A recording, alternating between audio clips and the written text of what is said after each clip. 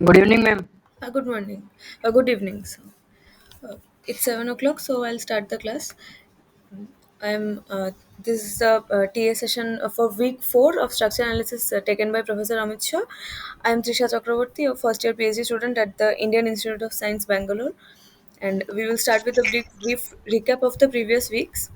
Uh, the first week we covered the types of internal forces, like. Ma'am हाँ. Ma'am थोड़ा कुछ confusion था course के related वो पूछ सकता ओके ओके, या श्योर श्योर, पूछो पहले. हूँ मैम? मेरा है ना वो जो वीक हाँ सॉरी थर्ड वीक का असाइनमेंट है ना मैम, वो स्किप हो गया था। और असाइनमेंट फोर मतलब वीक फोर का और वीक फाइव का और वीक वन और वीक टू का वो मैम कंप्लीट हो गया है। अच्छा. तो वीक थ्री का स्किप इसलिए हो गया था क्योंकि थोड़ा फैमिली में प्रॉब्लम हो गया था, दादाजी का सब वो एक्सपायर हो गया था ना। अच्छा अच्छा. तो मैं बीच में, आपने देखा होगा मैं आ भी नहीं रहूँगा 2-3 दिन के लिए, बीच में नहीं था मैं ऐसा। हाँ, लास्ट वीक, हाँ. हाँ, तो उसमें वो चीज़ का मैम कैसे क्या करना पड़ेगा अभी? स्किप हो गया मतलब तुमने सबमिट नहीं किया? सबमिट हाँ, करना. मतलब मैंने नहीं तुमने सबमिट सब नहीं किया था मैम, मैंने मतलब वो एमसीक्यू ही नहीं कंप्लीट किया था मैंने ऐसा। अच्छा, तुमने किया नहीं था. तो डाउट है कुछ, मतलब तुम्हें तुम्हें सॉल्व करने में दिक्कत हो रहा नहीं सॉल्व तो मैम कर ले रहा हूँ, लेकिन अब उसका ड्यू डेट निकल गया ना, तो अब है. वापस कुछ नहीं हो सकता अभी उसका। अच्छा, उसका मुझे थोड़ा देखना होगा, because I am not sure, मतलब वो पार्ट हम हैंडल नहीं करते. पर आई विल इंक्वायर. एंड एक एक एक चैनल है डिस्कशंस का, देखे हो? एक एनपीटीएल डिस्कशंस का फोरम है, वहाँ पे तुम मैसेज डाल सकते हो. ट्राई किए हो वो? नहीं, वो मैंने मैम ट्राई नहीं किया है। एक तो मैम वो कॉलेज से भी मैम अभी बोलते हैं ना, तो कॉलेज वाले भी अभी कुछ अच्छे से रिस्पॉन्स नहीं करते हैं। जब करना था तो फिर बोले वो लोग, अभी तो फिर जैसे कॉलेज में भी पूछने जाओ ना, तो फिर मैम लोग अच्छे से रिस्पॉन्स नहीं करते हैं ऐसा। वो बोलते हैं कि अभी ऑनलाइन क्लासेस स्टार्ट हो गया, तुम देखो, ध्यान दो वगैरह वगैरह करके। 1-2 दिन क्लास जॉइन भी नहीं हुआ था। लिंक की वजह से पता नहीं जॉइन नहीं हुआ था, क्यों नहीं हुआ था? तो मैम के पास मैं गया, तो मैम ने बोला, "हम तुम्हारे पीछे 24 आवर्स तो नहीं रह सकते ना", ऐसा-वैसा करके फिर। तुम्हारे कॉलेज से ही एनपीटीएल ऑर्गेनाइज हो रहा है? हाँ, कॉलेज से ही हो रहा है। अच्छा अच्छा, ठीक है, फिर मैं पूछ के बताती हूँ तुम्हें. तुम वो उस डिस्कशंस में एक बार मैसेज डाल देना. I will inquire here. ठीक है, ठीक है, ठीक है, ठीक है।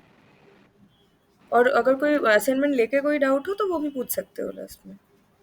नहीं मैम, असाइनमेंट तो मेरा वीक 1 का, वीक 2 का और वीक 4 और वीक 5 वो सब मैंने कंप्लीट कर लिया है और अच्छा सबमिट भी कर दिया है। बस वीक 3 का ड्यू डेट निकल गया था, 14 नवंबर था ना, सॉरी 14 फरवरी था ना? अच्छा अच्छा, ठीक है ठीक है. हाँ, वो निकल गया था। ठीक है, मैं पूछ के बताऊंगी. ठीक है, ठीक है, ठीक है। फिर से रिज्यूम करें. A brief recap of the previous weeks.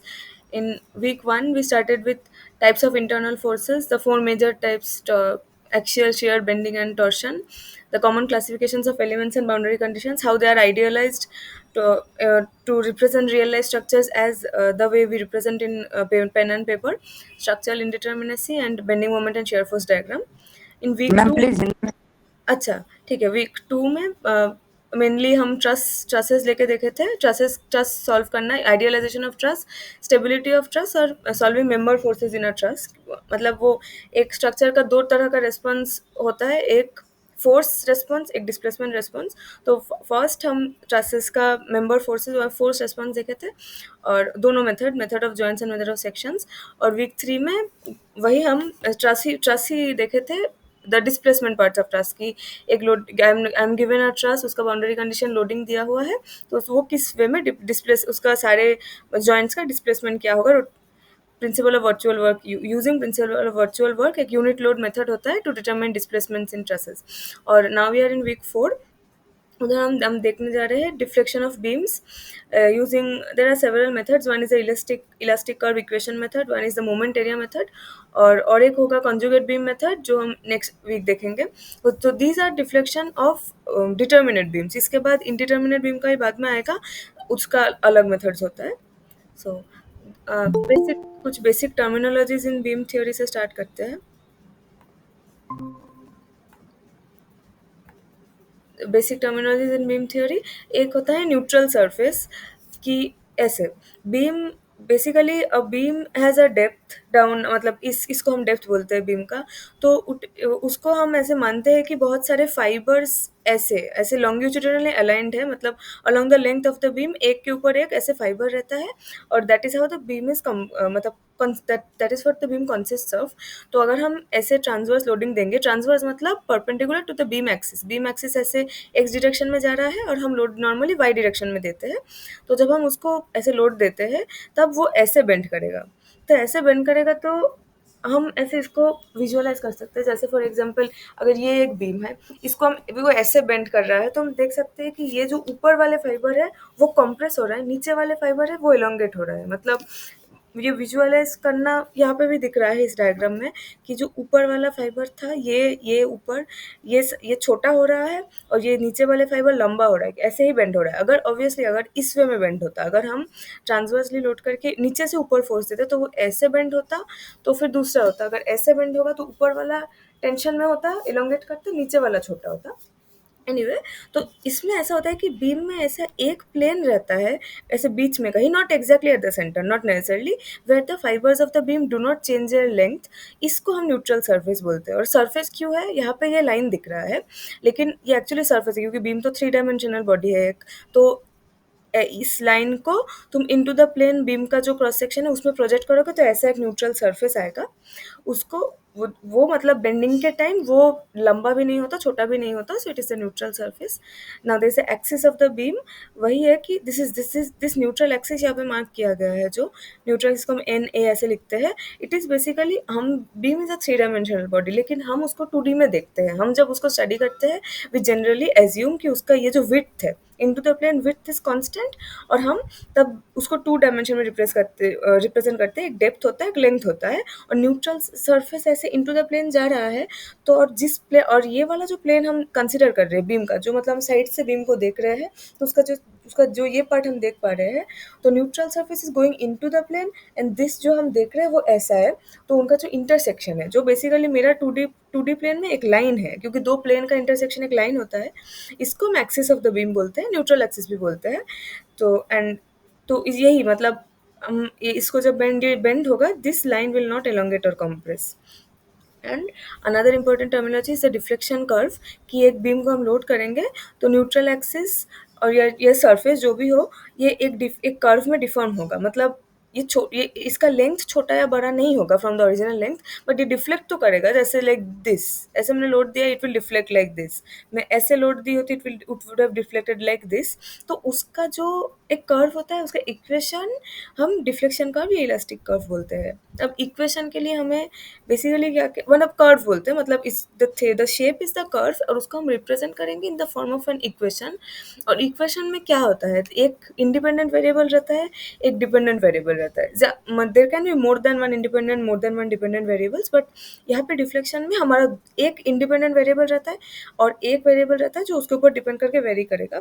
तो इधर हमारा इंडिपेंडेंट वेरिएबल है x. X what is x, किसी भी एक पॉइंट बीम का उधर से उसका अलोंग दिस लेंथ उसका जो मतलब डिस्टेंस होता है उसको हम एक्स बोलते हैं। जैसे अगर इस पॉइंट को हम देखेंगे तो, और हम इधर से इसको रेफरेंस मान के इस पॉइंट को देखेंगे तो इससे इसका जो लेंथ होगा उसको हम एक्स बोलेंगे। और हमारा डिपेंडेंट वेरिएबल वाई या डब्ल्यू बोल के रिप्रेजेंट होता है, that is a vertical deflection. Basically vertical deflection मतलब क्या, अगर ये मेरा ओरिजिनल एक्सिस है, ये अगर ये ऐसे डिफ्लेक्ट हुआ है, ऐसे मतलब कुछ डिफ्लेक्ट हुआ है, then at each point there is a difference, I mean there is a distance between its original position और उसको डिफ्लेक्ट होकर यहाँ पे आया है। तो ये जो लेंथ यहाँ पे होगा उसको हम y या w बोलेंगे। तो एट एवरी x दिख रहा है यहाँ पे, मतलब इसे कर्व बना है, तो हर x के रेस्पेक्ट पे हमें एक w मिलेगा जो उसी पॉइंट पे कॉरेस्पॉन्डिंग मतलब ओरिजिनल जो था और डिफ्लेक्ट होने के बाद जो हुआ है उसका डिफरेंस होगा। अब हम देख सकते हैं जैसे ये हिंज है, हिंज सपोर्ट या रोलर सपोर्ट में हमें क्या पता है कि vertical displacement is restricted, vertically वो डिफ्लेक्ट हो नहीं सकता।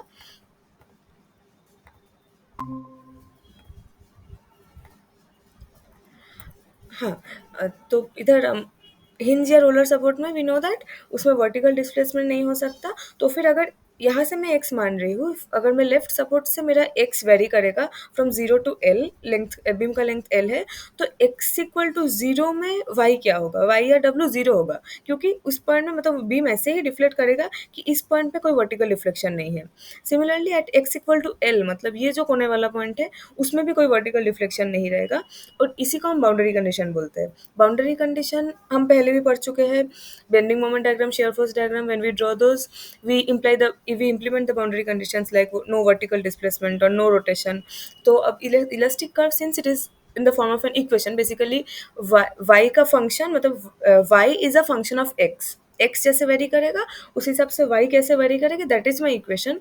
और वहाँ पे हम बाउंड्री कंडीशंस ऐसे ही इंप्लीमेंट करते हैं कि जैसे इस पॉइंट में हमें पता है कि y 0 होगा, तो at x equal to 0 and at x equal to l y 0 होगा, तो हमारे पास दो वहाँ पे इक्वेशन, दो बाउंड्री कंडीशन मिलेगा जो हमें कांस्टेंट, मतलब बाद में हम देखेंगे कि इस इलास्टिक कर्व को हम इंप्लीमेंट करते हैं in the form of a differential equation, तो उसको सॉल्व करते टाइम हमें इंटीग्रेट करना होता है, और कांस्टेंट ऑफ इंटीग्रेशन के लिए हमें कुछ ऐसे कंडीशंस चाहिए होता है जो हमें बाउंड्री कंडीशन से मिलता है, वो एग्जाम्पल के टाइम समझ आएगा।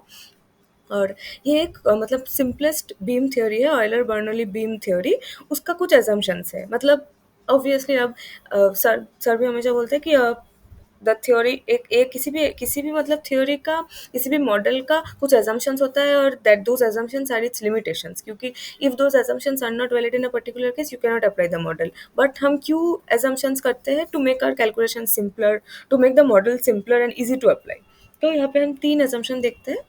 The beam section is infinitely rigid in its own plane. According to this assumption, there is no deformation in the plane of the cross section. मतलब हम एक बीम को जब स्टडी कर रहे हैं, हम उसका क्या, हम उसका यही डिफ्लेक्शन देख रहे हैं ना, हम जब ऐसे उसको लोड कर रहे हैं, वी आर कंसिडरिंग ऐसे कुछ वो बेंड होगा, ऐसे ऐसे उसका कोई डिफ्लेक्शन कर्व आएगा, लेकिन in to the plane the beam has some, beam यहाँ पे 3D बॉडी है, हम उसका एक 2D सरफेस देख रहे हैं, लेकिन इनटू द प्लेन भी उसका एक डायमेंशन है, तो उधर कोई डिस्टॉर्शन नहीं हो रहा है। अगर हो भी रहा है, we are not considering that, we are just considering कि हम ऐसे ट्रांसवर्सली लोड कर रहे हैं। अगर ट्रांसवर्स मतलब क्या, perpendicular to the neutral axis, neutral axis या एक्सिस ऑफ द बीम इस डायरेक्शन में है, तो हम उसको लोड करते हैं मतलब इन दिस मतलब वाई डायरेक्शन, जो हम वाई बोलते हैं।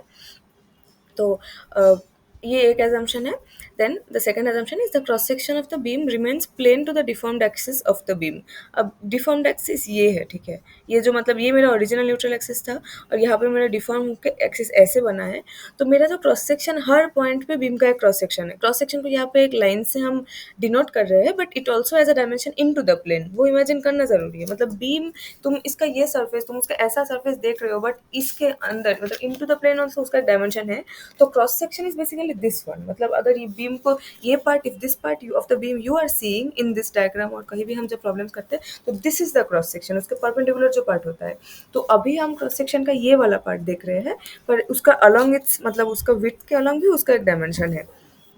तो ये cross section of the beam ऐसे, मतलब जब जब ये बीम डिफ्लेक्ट हो रहा है ऐसे, तब उसका क्रॉस सेक्शन भी कुछ कुछ तो मतलब डिफॉर्म करेगा, ऐसे सीधा तो नहीं रहेगा, but we assume that this, मतलब ये क्रॉस सेक्शन ऐसे स्ट्रेट था, वो बेंड होके भी ऐसे स्ट्रेट ही रहेगा, मतलब प्लेन बेसिकली, इधर स्ट्रेट लाइन है, मतलब into the plane it's still remains plane, वो ऐसे डिस्टर्ट नहीं हो रहा है। मतलब इट कुड हैव बिकम, मतलब ये ऐसे टेढ़ा हो सकता था, it could have become something like this, और maybe it does, maybe in real life it actually does deform like that, लेकिन ये हमारा अजम्पशन है कि ये प्लेन था, ये प्लेन ही रहेगा, plane sections remain plane after bending, ऐसे बोलते हैं।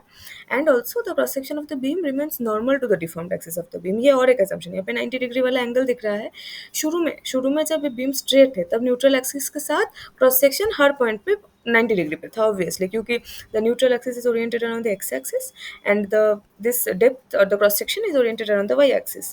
पर अब जब वो डिफॉर्म कर रहा है, इट इज़ नॉट नेसेसरी कि ये 90 डिग्री रहे, ऐसे ऐसा नेसेसरी नहीं था। मतलब न्यूट्रल एक्सिस किसी भी तरह उसका प्रोफाइल हो सकता था कि this would not have remain 90 degree. And again I से, रियल लाइफ में तुम ऊपर देखो, तुम्हारे बिल्डिंग के ऊपर, मतलब तुम्हारे सीलिंग के नीचे जो बीम्स है, जब वो एक्चुअली डिफ्लेक्ट करेगा, शायद वो 90 डिग्री ना रहे, but again it's an assumption. ये हमारा पूरा मतलब ऑयलर बर्नौली बीम थ्योरी का जो इक्वेशन डेरिवेशन होता है, उसमें काम आता है। We these are the assumptions and this may be asked in MCQ.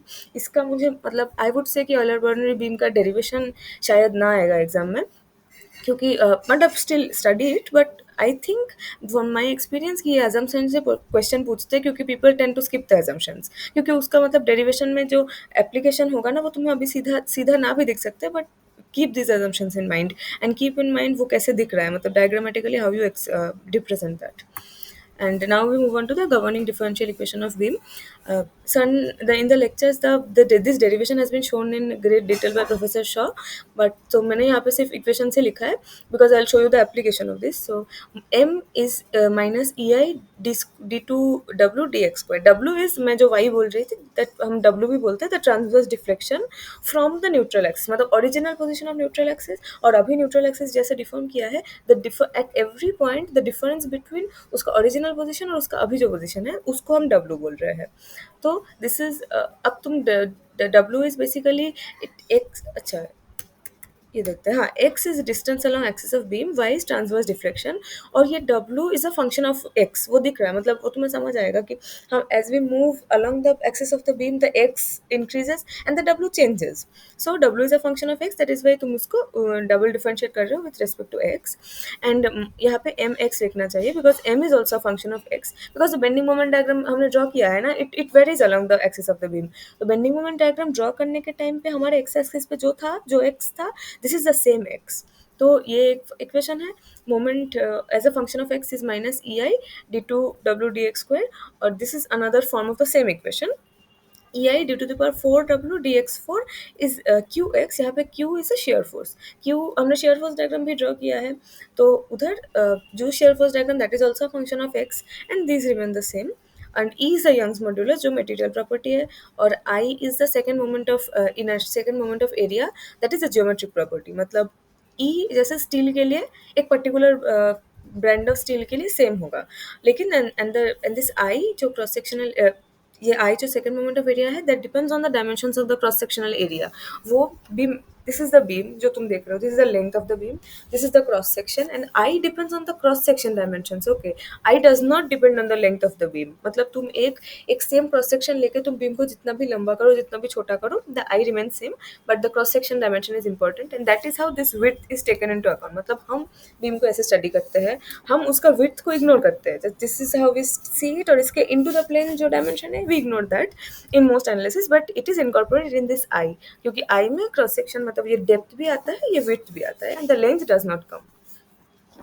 And हाँ, I is this is geometric property, and m, q and w vary along the x axis of the beam. There are functions of x. E I are not functions of x. मतलब actually E I can also be a function of x. जैसे suppose तुम लोग tapered beam दे, मतलब tapered beam कहीं ना कहीं encounter किए होंगे, जैसे इसमें इसका cross section area remains the same along the length of the beam, लेकिन इधर ऐसा भी हो सकता है कि कहीं पे उसका depth ज़्यादा था, then it reduces to something like this. तो उस केस में the E and the I में the I also may vary along x, but normally वो मैक्सिमम क्वेश्चंस में नहीं रहता है, and E generally doesn't vary, मतलब टेक्निकली तुम तो कुछ भी वेरी करवा सकते हो, but if you have taken a steel और अ कॉन्क्रीट और any material from a buyer, any from a construction company, anything, एक ही मटेरियल के अंदर ई वेरी करेगा, that is very unlikely, but technically हो सकता है, मतलब मैथमेटिकली एनीथिंग इज पॉसिबल, पर फिजिकली नहीं होता, but I can actually vary for tapered beams.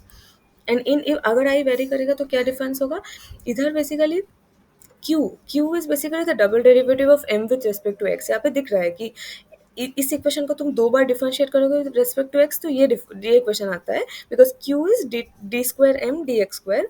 But अगर हमारा i भी फंक्शन ऑफ x होता तो we couldn't have written this, ठीक है, तो जो मतलब जो डबल डेरिवेशन होता वो हमें इसको ब्रैकेट के अंदर रख के करना होता, बट दैट अगेन वो बहुत कॉमन नहीं है, वो आएगा नहीं most probably, so you can just keep this in mind.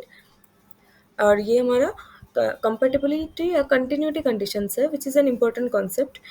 These are equations essential for solving indeterminate structures considering the displacement equilibrium, जो अभी हम indeterminate structure लेके नहीं स्टडी कर रहे हैं, but just mentioning कि compatibility condition जैसे इंडिटरमिनेट स्ट्रक्चर का मतलब क्या है कि हमारे पास अननोन ज़्यादा है इक्वेशन से, so we have to find those extra equations to solve the system. उसके लिए we use some in certain methods like energy methods, like this compatibility conditions. But अभी हम डिटर्मिनेट लेके काम कर रहे हैं, तो बट दिस कंपेटेबिलिटी कंडीशंस ऐसा है कि to solve a determinate structure I will probably not need the compatibility condition equations, but satisfy इसको होना ही है, क्योंकि उसका मतलब ही है कि at a single point in a structure there can not be more than one displacement. मतलब एक ही पॉइंट पे तुम एक साइड से आके देखोगे कोई एक डिस्प्लेसमेंट हो रहा है, दूसरे साइड से आके देखोगे कि और एक डिस्प्लेसमेंट हो रहा है. सो दैट मीन्स तुम स्ट्रक्चर में एक डिसकंटिन्यूटी बोल रहे हो. मतलब स्ट्रक्चर इस साइड से इतना डिफ्लेक्ट कर रहा है, इस साइड से इतना डिफ्लेक्ट कर रहा है, that mean there will be a discontinuity and that is not possible. A structure मतलब अगर अगर ऐसे डिसकंटिन्यूटी आ गया मतलब स्ट्रक्चर फेल हो गया है.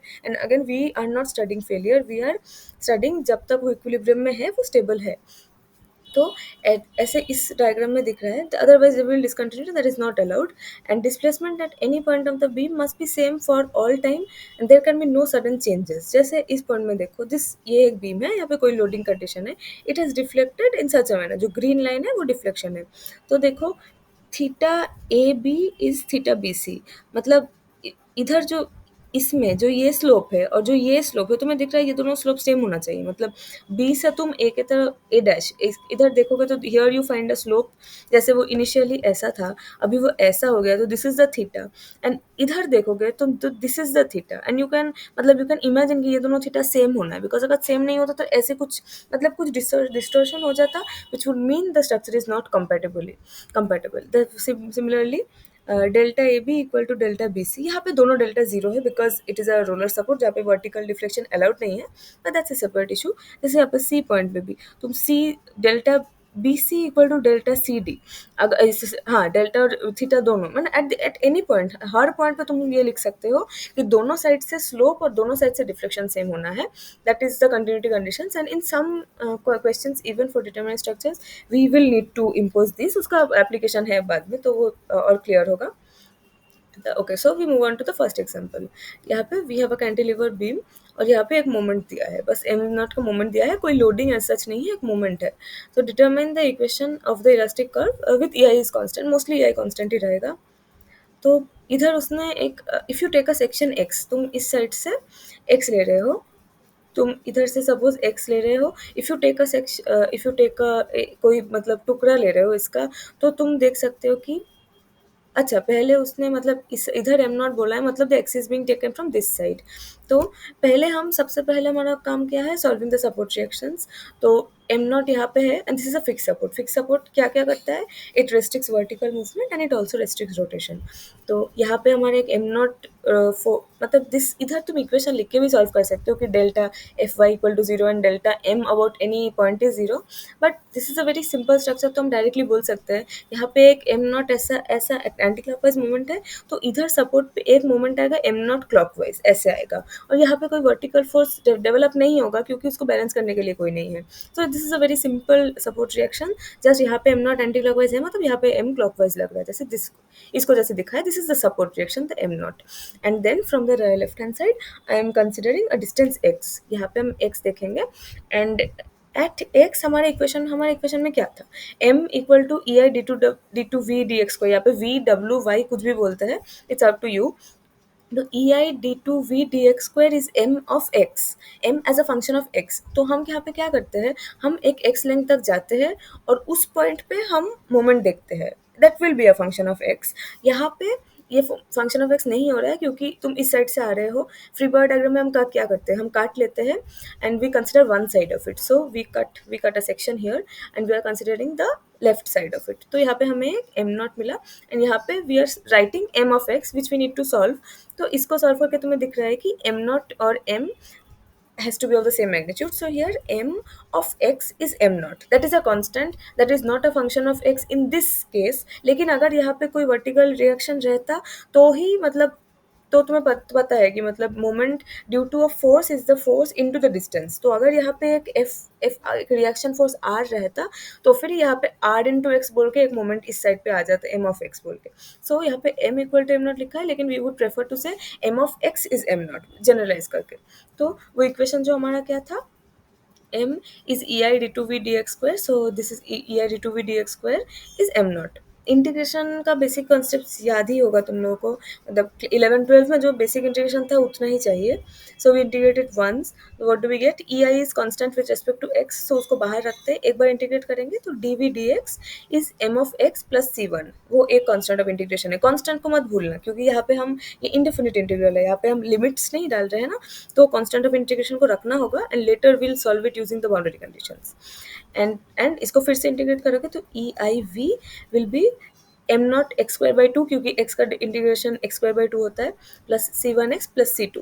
दिस इज, अब इक्वेशन तुम्हें मिल गया. देखो हमें इक्वेशन क्या चाहिए, basically I need the v as a function of x. मतलब ये जो प्रोफाइल है, ये जो डिफ्लेक्शन प्रोफाइल है, इसका हर पॉइंट में ओरिजिनल उसका पोजीशन से कितना डिफ्लेक्ट हुआ है वो, मतलब this is the v. Basically हर पॉइंट पे दिस इज द वी.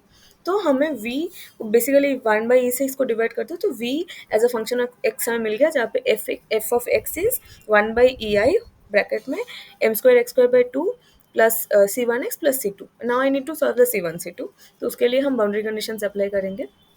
तो देखो ये डिटर्मिनेंट स्ट्रक्चर में हमेशा तुम्हारा ऐसा ही कंडीशन आएगा कि जितने कॉन्स्टेंट्स ऑफ इंटीग्रेशन है उतने ही बाउंड्री कंडीशन इक्वेशन तुम्हारे पास है. तो यहाँ पे क्या क्या बाउंड्री कंडीशन, एक मुझे पता है this is a fix support.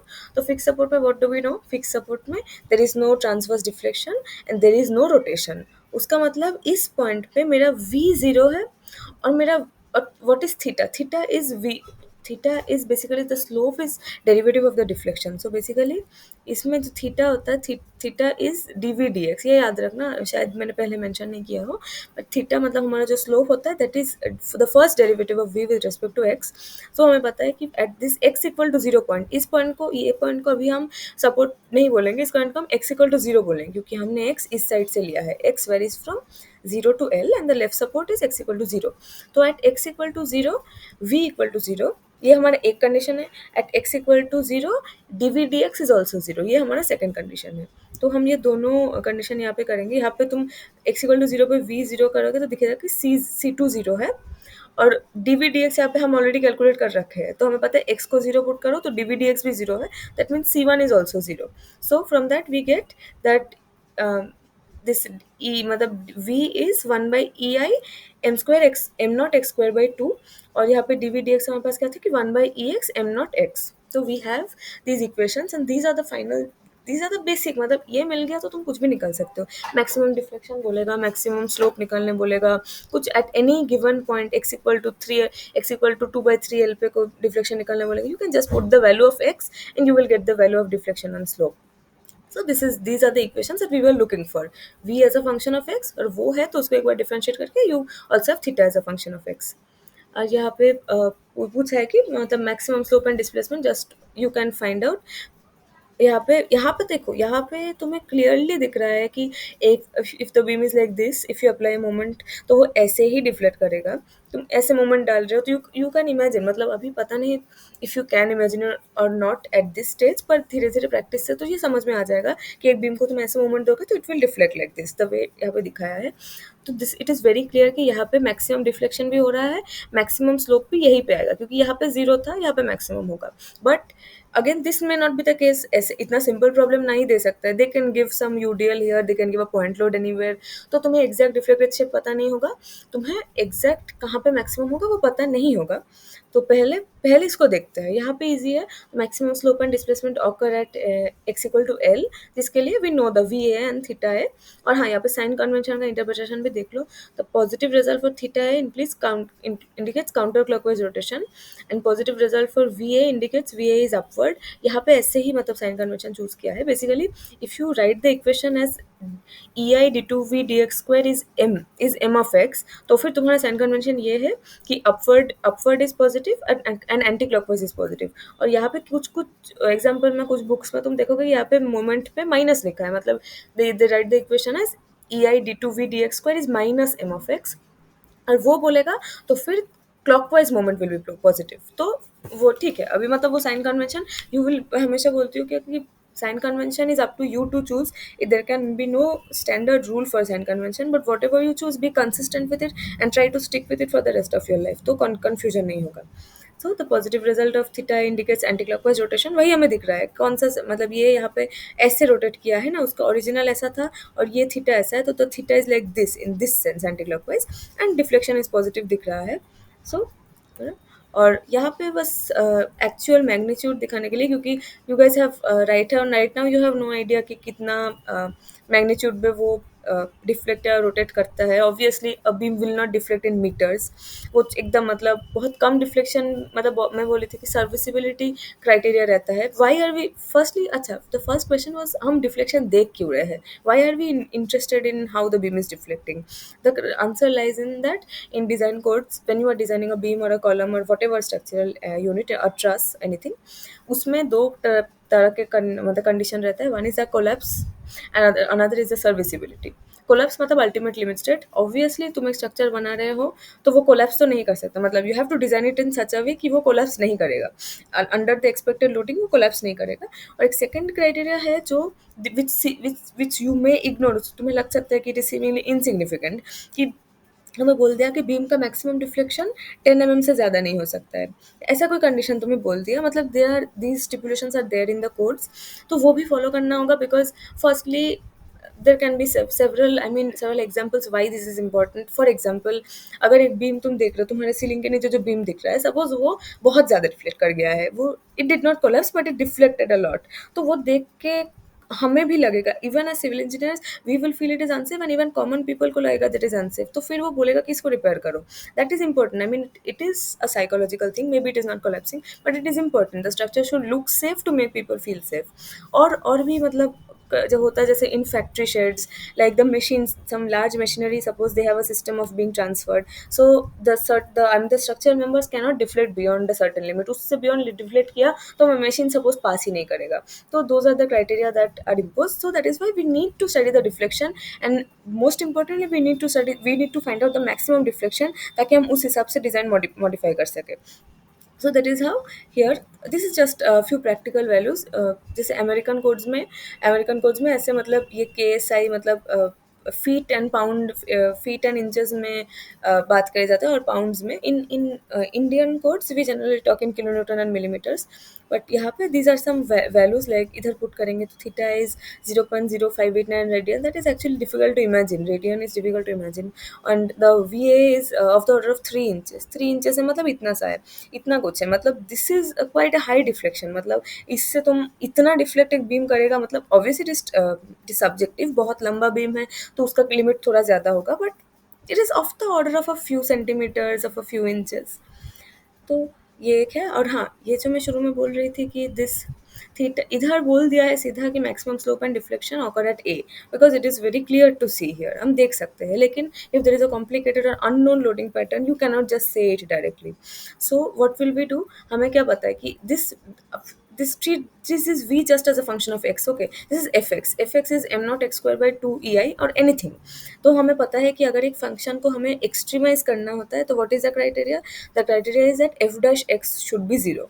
तो हम उसको, अगर हमें पता करना है कि कहाँ पे मैक्सिमम है, then we will differentiate this once, we will equate it to 0 and find out the x. From that we will get किस वैल्यू ऑफ x पे मेरा मैक्सिमम डिफ्लेक्शन है. Then we will put the value of x in this expression, in this v expression, और फिर हमें उसका maximum deflection मिलेगा. And similarly जहाँ पे स्लोप मैक्सिमम होना है वहाँ पे वो थीटा, सपोज ये theta equal to M naught x by A है, उसको हम g ऑफ x बोलेंगे. तो for theta to be maximum और minimum g dash x should be 0. That's from that we will get an x, and then we will put that x here. So that is how generally हम निकालते हैं. But here you can see it, so you don't have to go into the deep complicated calculations. Okay, so this is another example, and this one has a point loading. So the beam in this is subject to a load P at the end, मतलब ऐसा इसमें एक कोना में P है, and there are इसको हम बोलते हैं, इसको हम ओवरहैंग बोलते हैं. मतलब देखो, in the normal, I mean generally this beams we consider, we have considered so far, the supports are at the two ends. मतलब A और C पे support रहेगा, that is the kind of beam we have mostly encountered. लेकिन ऐसे बीच में support रहेगा, ये A part free रहेगा ना, C free रहेगा, so we just call this an overhang. It is a terminology. The BC part is the overhang. So anyway, at C पे we have transverse loading of P. तो हम support reaction निकालेंगे तो we'll see this इधर P by 2 और यहाँ पे 3P by 2. You can यहाँ पे टू अननोन रिएक्शन है r a and r b. You can solve it using the two equations ki delta fy equal to 0 and the moment about any one point is 0. That is how. Or then I'm taking x1 from this side. अब x1 यहाँ पे क्यों है, we have to take it twice because देखो when you are coming from here to here, x1 is going like this. Then here you encounter a 3p by 2 point load, and when we encounter a point load we have to consider an x2 from here because the expression of moment m of x that we are considering will not be the same throughout. a to b हमें एक expression मिलेगा और b जब हम जैसे ही हमने b cross कर लिया this 3p/2 comes into question, तो हमारा मोमेंट का ही एक्सप्रेशन चेंज हो जाएगा. If the m of x changes you cannot represent the whole deflected shape using a single equation. तो किसी भी बीच में पॉइंट लोड है, जितने भी पॉइंट लोड है you have to divide it into उतने सारे टुकड़े में डिवाइड करके you have to take that many equations. So here there is A to C हम जाएंगे, ए और सी पे तो टिप पे पॉइंट लोड है दैट्स फाइन, बट बीच में बी पे एक पॉइंट लोड है, so we divide into two parts, one A to B and B to C. So we're using free body diagrams from this x1 जिसे हम देख रहे हैं. You can see that m of x in this portion AB, इस portion में क्या है, there is p/2 here and p/2 into x, ये p/2 नीचे के direction में है, so we'll take minus p/2 into x1. If this is x1, इस point पे if I take the free body diagram from the left side, we have encountered only one force p/2 and a distance x1. So the moment of x at this x1 will be minus px1/2.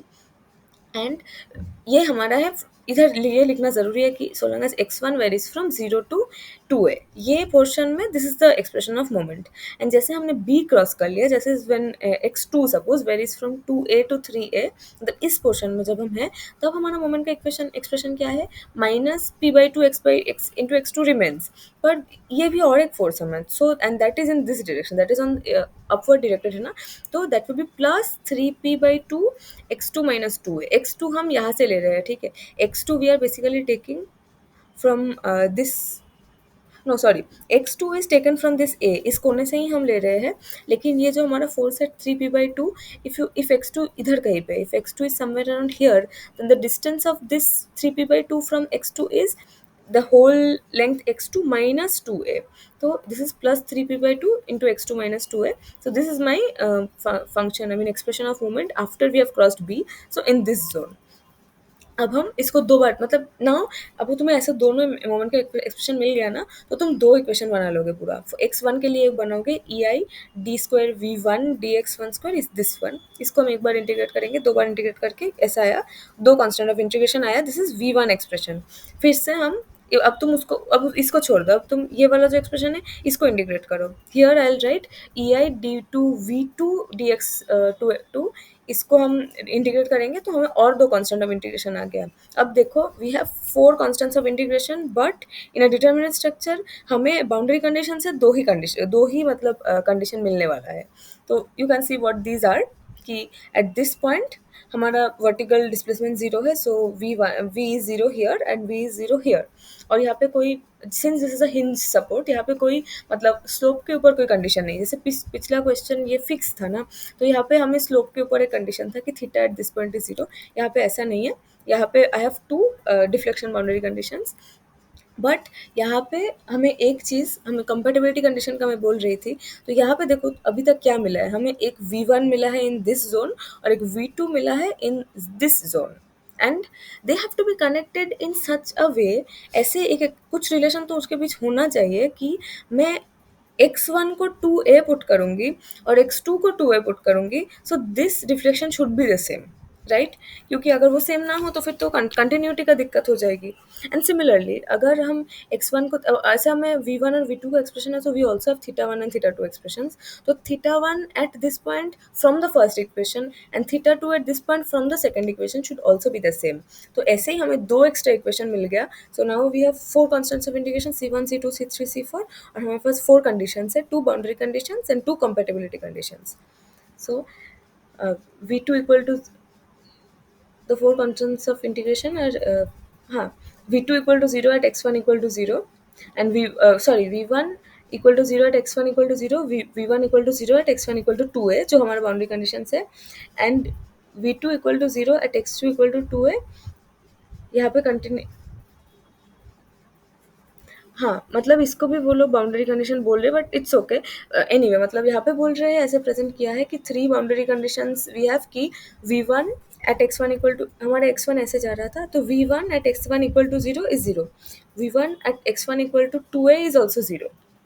अब ये coincidentally यहाँ पे ए और बीच के A B और B C के बीच में जो है वो portion, that is also, I mean that is a fixed condition, मतलब यहाँ पे वी जीरो है। सो इसको भी तुम बाउंड्री कंडीशन बोल रहे हो कि at x two equal to two A, क्योंकि एक्स टू भी हमारा इसी कोने से वेरी कर रहा था, तो x two equal to two A पे भी the V two should be zero.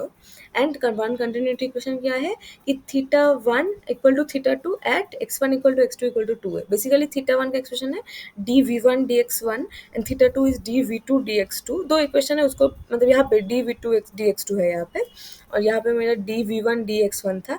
तो अब ये x1 को तुम 2a पुट करोगे यहाँ पे, और या x2 को यहाँ पे 2a पुट करोगे, they should be the same. तो यहाँ पे हमें 4 इक्वेशन है जैसे हुआ, और यहाँ से solving the we get these constants and we get v1 and v2 expressions.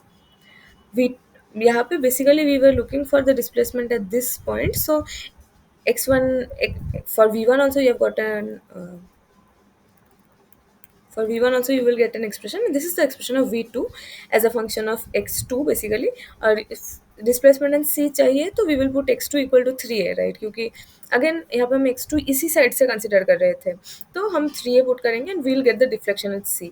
Now यहाँ पे एक पॉइंट नोट करना ज़रूरी है कि x1 और x2 तुम किस साइड से लोगे, कहाँ से लोगे कहाँ तक, that is up to you. So if it was me, I could have taken, I mean it was I could have taken x2 from this point. इस पॉइंट से हम x2 को लेते तो भी हमें ultimately we would have got the same answers, not the same equations, क्योंकि यहाँ पे x2 जैसे डिफाइन किया है इस कोने से a से, if you define x2 from b you would get a different equations, but the deflections at every point you will get the same, so it's up to you। Here they have defined x2 from this a, so at c x2 will be 3a, and this is the maximum deflection, and ये minus q है because it is downward, and we saw that यहाँ पे deflection मतलब positive आएगा तो that is upwards deflection, जैसे पिछले question में आया था। So this is the elastic curve method, and q basically इसमें हम क्या कर रहे हैं, we are writing the differential equation, we are writing E I D two y d x square is M of x, and then we are differentiating it twice because it's a second derivative, right, to get v as a function of, to get y as a function of x।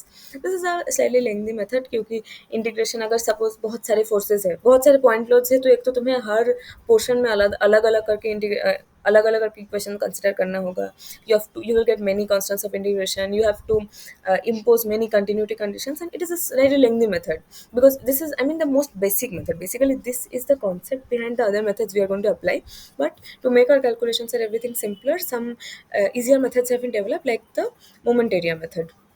इसका basic concept यही है, मतलब ultimately everything in related to deflection arises from that basic differential equation. इसमें theorem one क्या बोलता है कि the change in slope between any two points on the elastic curve is this deflected shape, ठीक है, तो between any two points on the elastic curve equals the area of the M by E I diagram between these two points. M by E I diagram देखे, घबराने का जरूरत नहीं, am basically is the bending moment diagram, bending moment diagram तो हमें मिल गया है, एंड मैंने बोला मैक्सिमम केसेस में ई आई कॉन्स्टेंट रहेगा, सो जो भी वैल्यू मिला है just divide those value by P by E I, so the nature will remain exactly the same, बस जो मैग्नीट्यूड होगा वो डिफरेंट होगा, तो ई आई से बस डिवाइड हो जाएगा। एंड ये बोल क्या रहा है physically, suppose you consider this point B and this point C, कुछ भी लोडिंग है, तो बी का स्लोप हम कैसे देखते हैं, हम टेंजेंट ड्रॉ करते हैं, हम टेंजेंट ड्रॉ करते हैं, और उसका ओरिजिनली बीम का जो एक्सिस था ये वाला, जो मतलब वाई एक्स एक्सिस के अलॉन्ग जो था, and this is the tangent. So this angle, basically the angle between the tangent and the horizontal line is the slope, so this angle is the slope, they have shown it like this।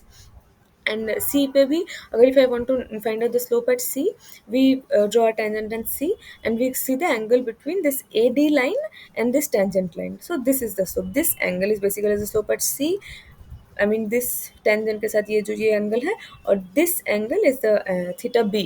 तो यहाँ पे बोल रहा है कि theta यहाँ पे a है, this a will be C, so theta CB is integration of the m by ei diagram dx। this basically means कि हमारे पास moment M by E I diagram है, एक ऐसे कुछ भी डायग्राम है, we have seen the kind of nature it has, I mean ऐसे पैराबोलिक हो सकता है, ऐसे स्ट्रेट लाइन लीनियर हो सकता है. So basically if you want the difference in slope between 2 points, and these 2 points A and B will have a certain x, right? इस point मतलब देखो, bending moment diagram will also very along A to D. Suppose ऐसा कुछ bending moment diagram है और तुम B और C के बीच में स्लोप चाहते हो, द डिफरेंस चाहते हो स्लोप का. So take this point B, bending moment diagram पे कितना आ रहा है, take this point C, bending moment diagram पे कहाँ आ रहा है, and take the area between them. Like बस दिखाना, अच्छा या मैं बाद में बोल दिखाती हूँ ये, but basically you take the area of the M by I diagram between the 2 points. B का कॉरेस्पॉन्डिंग एक पॉइंट होगा बेंडिंग मोमेंट डायग्राम पे, सी का कॉरेस्पॉन्डिंग एक पॉइंट होगा, और उसके बीच में जो एरिया है that is the difference in slope between B and C here. And the what does the second, this is related to slope, और हमारे पास दोनों अननोन्स है, स्लोप एंड डिफ्लेक्शन. तो the second theorem is related to the deflection. This is a little more complicated.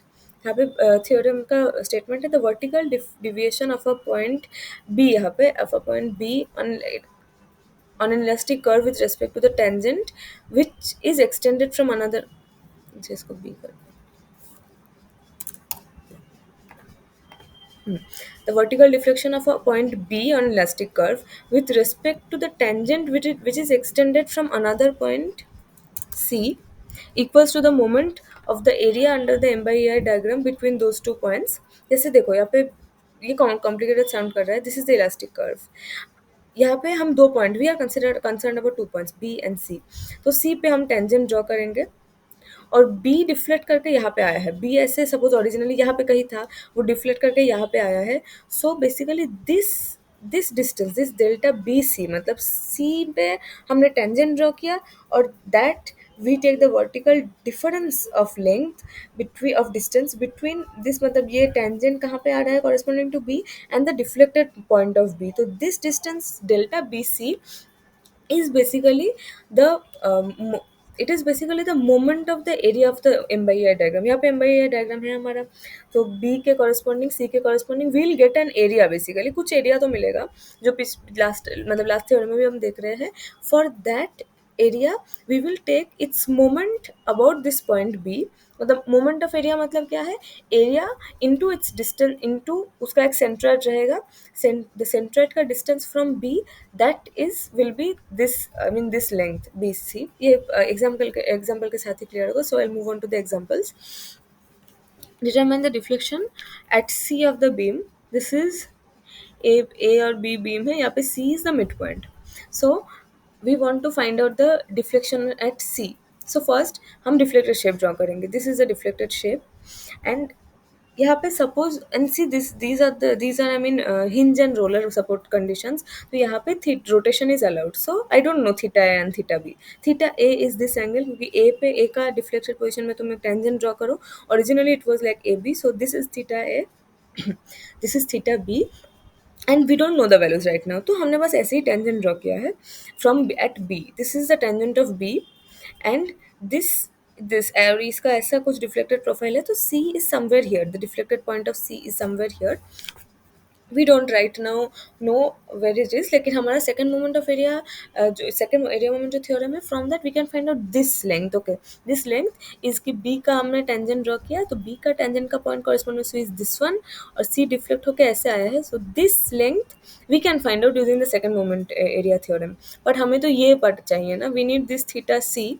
So if and you will see कि अगर हमें ये वाला मिल सकता है, if I can get this length, तो this is basically a triangle. So this triangle and this triangle are similar triangles. So if I can have this length, I will have this total length. मतलब this from original C to B का tangent यहाँ पे कहाँ पे meet किया है. So if I have this total length and if I have this small length, तो दोनों को सेपरेट करके I can get delta C. Delta C is the same as basically हम जो वी ऑफ एक्स फाइंड कर रहे थे ना, यहाँ पे एक्स इज 12 फीट. तो अगर हम इलास्टिक कर्व से v as a function of x निकालते और x पे 12 फीट पुट करते, तो हमारा यही v आता कि मतलब c ओरिजिनली कहाँ पे था और c अभी डिफ्लेक्ट करने के बाद कहाँ आया है, this delta c. So that is what we want to find here. So the MC, the moment इधर एक मोमेंट दिया गया, that is a loading condition. So the moment, and here the moment will be zero, because we know that at hinge or roller support moment is zero. And since there is no other loading here, there since there is no any loading, so ये linear होगा. This is हम bending moment shear force diagram हम week 1 में cover कर चुके हैं. So anyway you can draw it like that using the, I mean that is how you will draw. हमने जो rule सीखा था, support solve the support reactions, then shear force bending moment diagram कैसे draw करते हैं. तो bending moment diagram will basically be a linear like this, and उसको हम EI से divide करेंगे. तो basically it would have been 5 से 0 जा रहा है, और हमने EI से divide किया है, so it will be 5 by EI going to 0. And okay.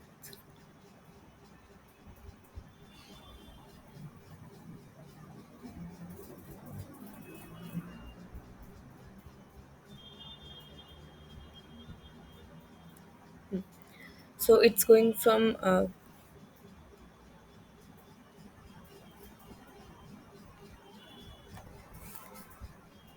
5 by EI to 0. So here we are required to find the delta C. So ये maximum, so इधर this is the first, this is how, this is the what we get from geometry, like theta delta C is, delta C यहाँ पे जो है that is this length minus this length. So this length is यहाँ पे T A by B था, that if you divide by two, like ये half half, since are similar triangles, तो ये यहाँ पे इसका ये 0.12 फीट है, यहाँ पे 24 फीट है. तो this ratio is 2. So this t C B will be half of t A B. So that is,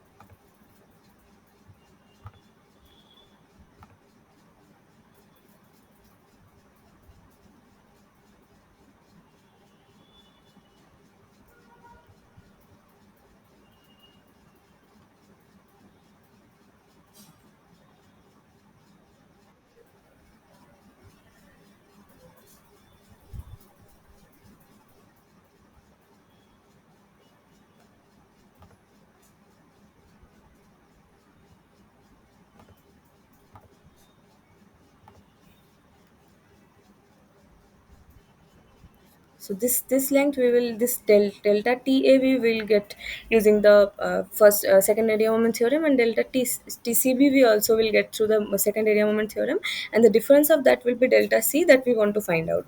So this is the moment of M by EI diagram, and to find TAB we will take this is a tangent at B. This is the difference in distance between A and this, I mean the deflected point of A is the same as the deflected as the original point of A. So this A and B के बीच में, if we take the area and if we take the moment of that area about this point, because it is a deflection of this point we are finding out. So this triangle, the triangle has an centroid at L by 3. So we will get 1 by 3 into 24 feet, because the total distance between A and B is 24, and the area of this diagram is half into 5 by EI into 24. So this is TAB, and similarly TCB we find out as the area of the moment of this part, because this is the C point and we want between the C and B points. So 2.5 EI, and this is the area half into 12 feet into 2.5 by EI, and one third into 12 feet is this centroid. So this is this TCB, this we have got, and TAB by 2 is half of this. So we get the delta C as half into 480 minus this 6 by EI. The units will remain consistent. So working in units of KIPs and inches, we have this as delta C. This is another example that we determine the deflection at point C of the beam. Uh, this is a loading condition. यहाँ पे this is a cantilever with an overhang.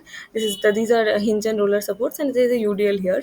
This is how the bending moment diagram is formed. You have to solve it like for solve support reactions and then solve it in details like covered in week 1.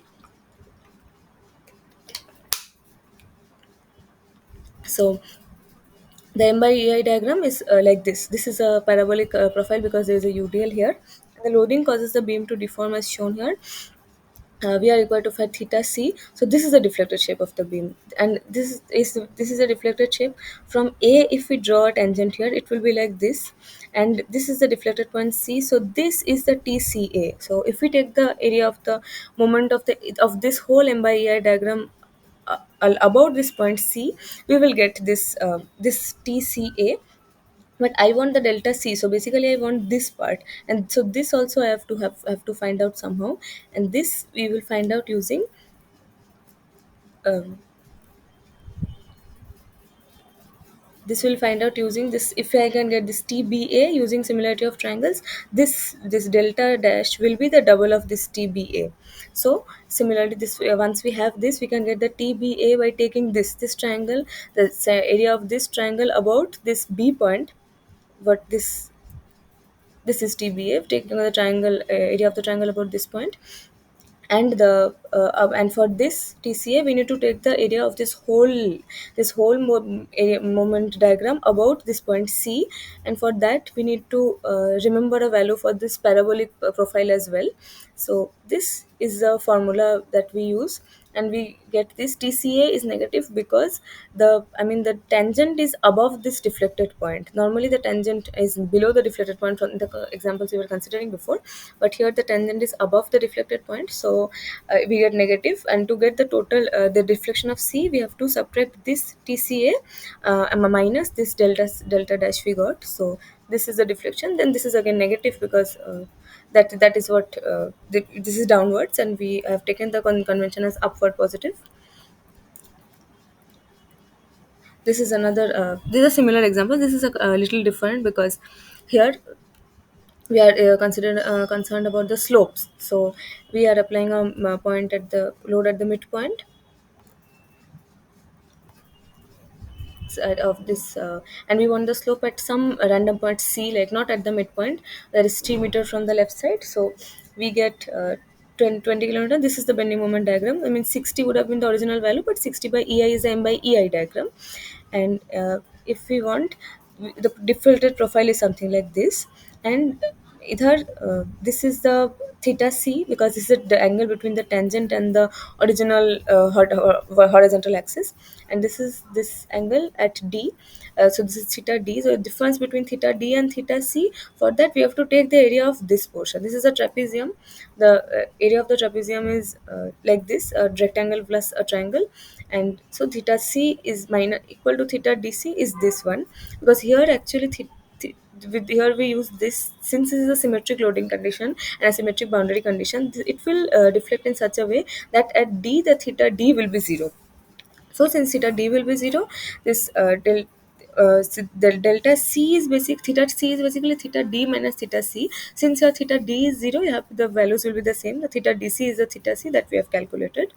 So this is how we basically you implement the moment area theorems. The first area moment theorem for to calculate slope like this, and the second area moment theorem to calculate the moments, the deflections. So this is another example also related to slope. Determine the slope at point c of beam in equation this. So this is how the moment diagram will look linear because there is no udl, there is only a point load.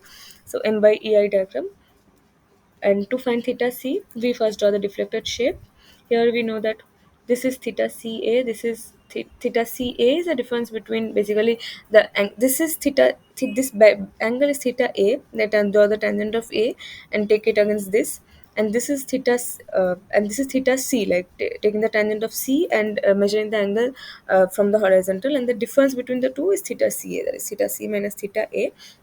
So again we can find it using this area. This is the c point, and this is the a point. So this area will be the difference in slope between theta a and theta c.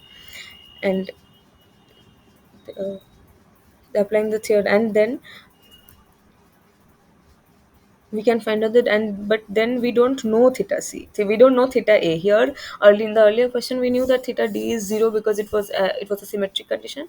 If we don't know that, we have to actually find out the theta a, and for that theta a is basically tan theta A will be this length by this length, perpendicular by base. Perpendicular is the original length of the beam, and to find out this base, we have to find out the vertical deflection of this. this now obviously B does not deflect, so we are saying we will draw the tangent of A, and we will take the displacement, the difference in this point, tangent point, with this point B. So that will be that. Before that, we need the second area moment theorem, that we will take this A B, this whole area, this moment about B.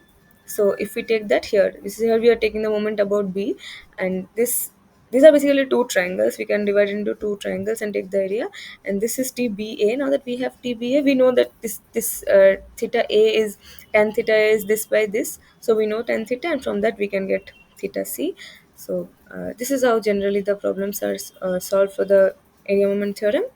And the next week we will look at the conjugate beam method, which is also a simplified method based on the differential equation methods to solve the deflection profile of beams.